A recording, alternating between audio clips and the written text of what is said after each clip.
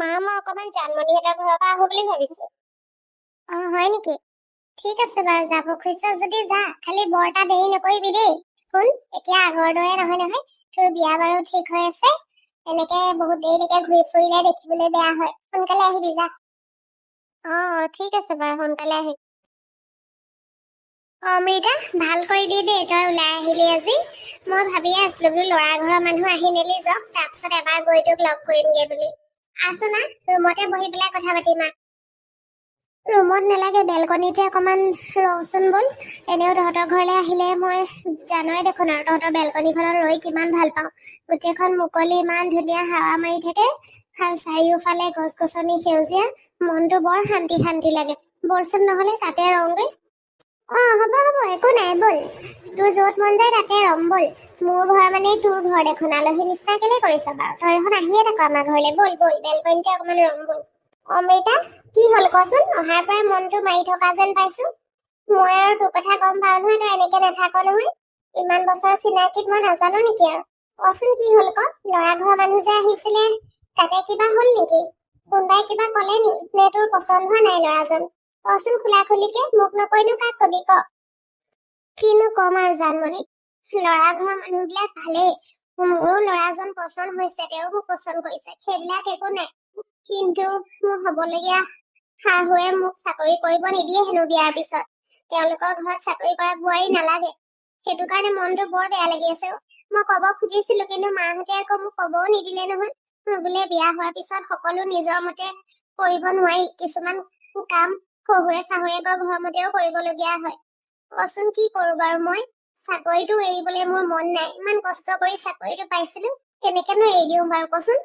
ছোৱালী বিলাকৰ কি নিজৰ মন নাথাকে নেকি? বিয়া হোৱাৰ আগলৈকে মাক দেউতাকৰ মতে চলিব লাগিব, বিয়া হোৱাৰ পাছত গিৰিয়েকৰ ঘৰৰ মতে চলিব লাগিব।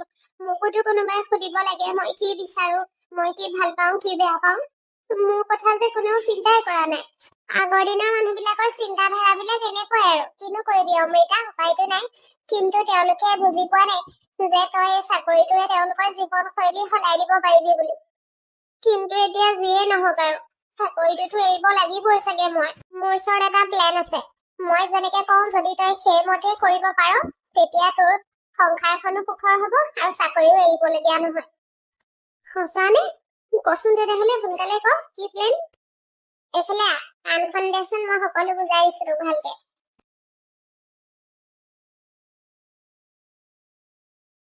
জানমণি, মই দেখোন কথাটো এই ধৰণে চিন্তা কৰাই নাছিলো।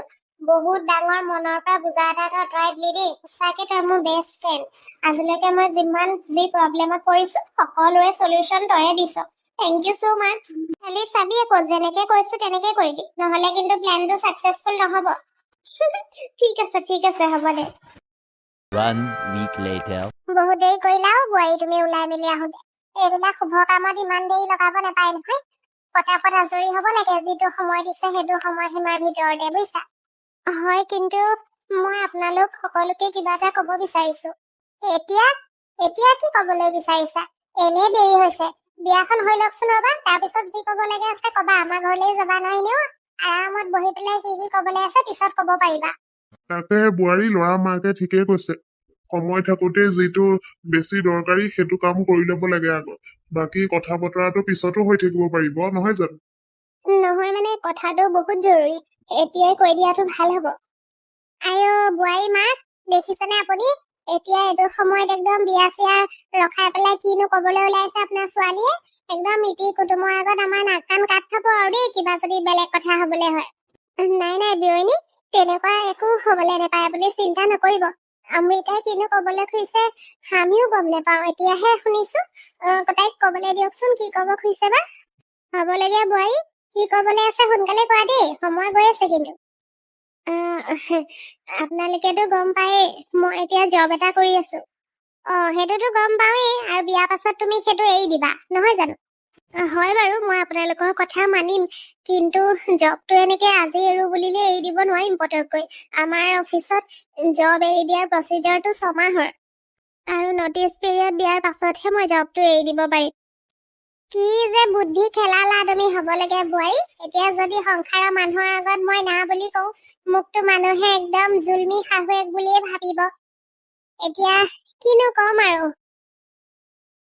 নহয় নহয় অকল 6 মাহৰ কথাহে মা তাৰপিছতো আপোনালোকে যেনেকে বিচাৰিছে তেনেকে হ'ব কিনো কৰো এতিয়া 6 মাহ আৰু চাকৰি কৰি থাকিব বোৱাৰীয়ে ঠিক আছে একো নাই 6 মাহহে 6 মাহৰ পাছতো এনেও এৰিয়ে দিব ঠিক আছে বোৱাৰী হ'ব একো নাই দিয়া 6 মাহলৈকে কৰি লোৱা তাৰপিছত যি পদ্ধতিৰে এৰিব লাগে সেইবিলাক নিয়ম নীতি কৰি পেলাই সোনকালে চাকৰিটোৰ পৰা আঁতৰিবলৈ চেষ্টা কৰিবা আৰু বিয়াৰ পাছত থেংক ইউ মা মই গম পাইছিলো আপুনি যে মোৰ কথাটো বুজিব বুলি আহক তেনেহলে এতিয়া আৰু দেৰি নকৰো শুভ কামটো সম্পন্ন কৰো ভালদৰে তাকেহে আকৌ মই সেইটোৱে কৈ আছো অথনিৰ পৰা সোনকালে আজৰি হোৱাটোৱে বিচাৰি আছো আমিও ভালেই হ'ল জানমণিয়ে মোক এনেকে মানুহৰ আগত আৰু বিয়াৰ মাজত ধৰিয়ে চাকৰি কথাটো কোৱাৰ আইডিয়া দিলে থেংক ইউ জানমণি তোৰ প্লেনটো সাকসেসফুল হ'ব যেনেই লাগিছে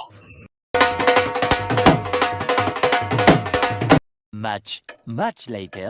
মা আপোনাৰ দেউতাৰ নাস্তা মই ডাইনিঙতে উলিয়াই থৈছো দেই খাই ল'ব আপোনালোকে আৰু খাই কিন্তু দৰৱ খাবলৈ নাপাহৰিব আকৌ দৰৱকেইটাও মই ডাইনিঙতে থৈ দিছো নহলে পাহৰি যায় নহয় আপোনালোকে মই অফিচলৈ যাওঁ যোৱা তুমি গৈ থাকা আমি লাহে ধীৰে খাম আৰু ঠিক আছে মা মই আহিছো তেনেহলে আইও বেচেৰীজনী মোৰ বান্ধৱী ৰেখা বেয়াও লাগে দেই তোলে আগতে মোক কি কৈ থাক মই কিন্তু মোৰ লৰালে চাকৰি কৰা বোৱাৰী কেতিয়াও নানো আমাৰ ঘৰলে যদি আনিম অকল ঘৰ ধৰা ঘৰত থকা বোৱাৰীয়ে আনিম এতিয়া পিছে কি হ'ল যিটো বস্তুৰ পৰা পলাই ঘূৰিছিলি সেইটোৱে দেখোন আনি পেলাই ঘৰত থবলগীয়া হ'ল বেয়াও লাগে দেই তোলে কিন্তু লতা তোৰ মানে ঠাট্টা মৰা স্বভাৱটো নগলে আৰু ন আগৰ পৰা তোৰ নিচিনা বান্ধৱী হলে কিন্তু সঁচাকে শত্ৰুৰ কোনো প্ৰয়োজনেই নাই মানুহৰ জীৱনত গম পাইছ হেই ৰচোন তই বৰ পটককে বেয়া পাই যাও মই তোক অকমান জোকাইছোহে বাৰু কচোন কি হবগে এতিয়া যিটো ভাবিছিলি সেইটোতো নহলেই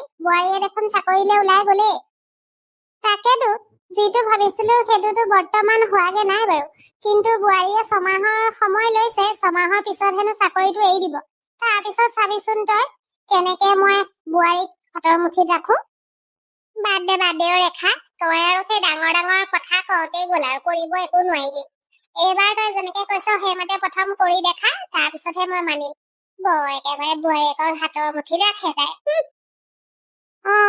চাবি এনেও 6 মাহৰ পিছৰ পৰা মই যেনেকে বিচাৰো বোৱাৰীয়ে সেইমতে চলিব লাগিব চাই লবি 6 মাহৰ পাছৰ পৰা হ'ব তই দিনতে খোলা চকুৰে সপোন দেখি থাক আৰু মই যাওঁ পাই মোৰ কাম আছে ঘৰত ঐ লতা এনেকে ঠাট্টা মাৰি পেলাই পলাইছ যে ক'ত গৈছ ৰচোন তই ক'ত গৈছ ৰৈছ নে নাই তোকো দেখুৱাই আছো মই কি ক'ব পাৰো আৰু কি কৰিব পাৰো ৰচোন সময়ত চাম সময়ত 6 মাহৰ পিছত দেই এতিয়া দেৰি হৈছে সময় নাই ৰবলৈ কৈছো নাই তোক আইও কৈলো হে ভগৱান আগৰ পৰা আঁঠু বিষ ভৰি বিষ আছে এতিয়া আকৌ কঁকালটো ভাঙিলে চাগে কি ভুলৰ যে শাস্তি দিছাও প্ৰভু হেৰি শুনিছনে ক'ত আছেগে বাৰু মানুহজনী এফালে পৰি মৰি আছে কোনেও গমেই নাপায় ক'ত আছেগে বাৰু মানুহবোৰ এফালে আহকচোন তুলি দিয়কহি মোক আই ৰেখা তুমি কেনেকে পৰিলা আকৌ ৰবা মই ধৰি দিছো ৰবা চাও উঠাচোন উঠা অকমান উঠিবলৈ চেষ্টা কৰা উঠা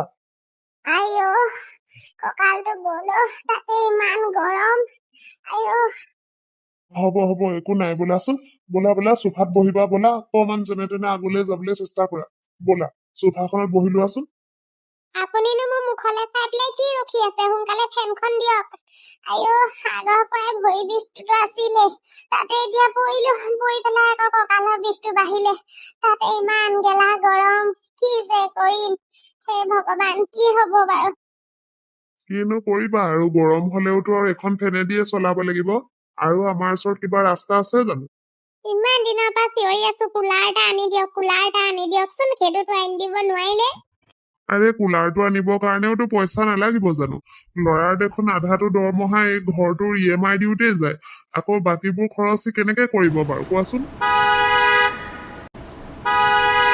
এইটো সময়ত কোন আহিলে আকৌ ইমান গাড়ী হৰ্ণ দিছে যে চাওক কোন আহিছে মইতো উঠি যাব নোৱাৰো আপুনি চাওক বোৱাৰী আহিছে দেখোন কি বোৱাৰী আহিছে বোৱাৰী ক'ৰ পৰা আহিব আকৌ বোৱাৰী দেখোন ৰাতিপুৱা অফিচলৈ গ'ল বোৱাৰী তুমিচোন অলপ দেৰি আগত অফিচলৈ বুলি গৈছিলা ইমান সোনকালে আহিলা যে আৰু গাড়ী এখন খুব হৰ্ণ দিয়া যেন শুনিছিলো মানুহজনে গাড়ীৰ পৰা কি নমাই আছে এচি হয় মা দেউতা এচি মই অৰ্ডাৰ কৰিছিলো অফিচলৈ গৈ থাকোতে বাটতে তেওঁলোকে ফোন কৰিলে যে আজিয়ে ডেলিভাৰীটো দিম বুলি সেইকাৰণে মই ঘূৰি আহিবলগীয়া হ'ল সেইকাৰণে মই ঘূৰি আহিলো বোলো তেওঁলোকে মই থকা অৱস্থাতে এচিটো লগাই থৈ যাওক তাৰপিছত একেবাৰে অফিচলৈ ওলাই দিম আৰু এচি কিন্তু ইমান দামী এচিটো কেনেকে আনিলা মই নিজৰ পইচাই অৰ্ডাৰ কৰিছো মা আপোনাৰ বোৱাৰীয়ে চাকৰি কৰে নহয় এচি এটাটো আৰু কিনিব পাৰিবই দিয়কচোন আৰু এইকেইদিন ইমান বেয়াকৈ গৰম পৰিছে আপুনিও ইমান শাস্তি খাইছে মই দেখি আছো নহয় মই আৰু এনেকে আপোনাক চাই থাকিব নোৱাৰো দেই ইমান শাস্তি খোৱা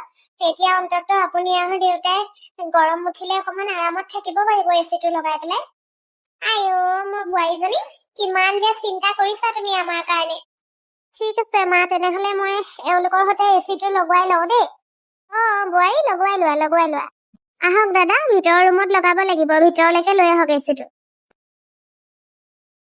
কেনেকুৱা লাগিছে এতিয়া মা ঠাণ্ডা ঠাণ্ডা হাৱা পাইছেনে বৰ মজা লাগিছে বোৱাৰী ইমান ঠাণ্ডা ঠাণ্ডা হাৱা মাৰিছে আগতে এইটো ৰুমত শুবই নাই গৰমত এতিয়া যে এনেকুৱা মজা লাগিছে তাকেতো আৰু অলপ দেৰি পিছত চাবচোন লাহে লাহে আৰু ঠাণ্ডা হৈ যাব ৰুমটো তাৰপিছত আৰু আপুনি গৰম অনুভৱ নকৰে আৰু সঁচাই বৰ ডাঙৰ কাম এটা কৰি দিলা দেই বোৱাৰী তুমি আজি এইটো কাম যে আমাৰ নয়নেও কৰিব নোৱাৰিলেহেঁতেন জানানে একো নহয় মা ময়োতো এখন ঘৰৰে সদস্য নহয় জানো মই নিজেও চাকৰি কৰি ঘটিছো যেতিয়া ইমানকণটো কৰিব পাৰিমেই আপোনালোকৰ কাৰণে হয় বোৱাৰী ঠিক আছে মা তেনেহ'লে এতিয়া এচিও লাগিলে যেতিয়া চিন্তা নাই আপোনালোকে আৰাম কৰি থাকক মই অফিচলৈ যাওঁ হ'ব বোৱাৰী যোৱা আমি অলপ ঠাণ্ডা ঠাণ্ডা বতাহ খাই লওঁ ঠিক আছে মা হেৰি কি হ'ল থৰ লাগিলে যে আহক আকৌ আপুনি অকণমান বহি এচি হাৱা খাই লওকহি তাকেতো ৰেখা চিন্তা কৰি আছো কি যে বস্তুবিলাক ওলাইছে আৰু আজিকালি অকল টকাহে লাগে কিন্তু দেই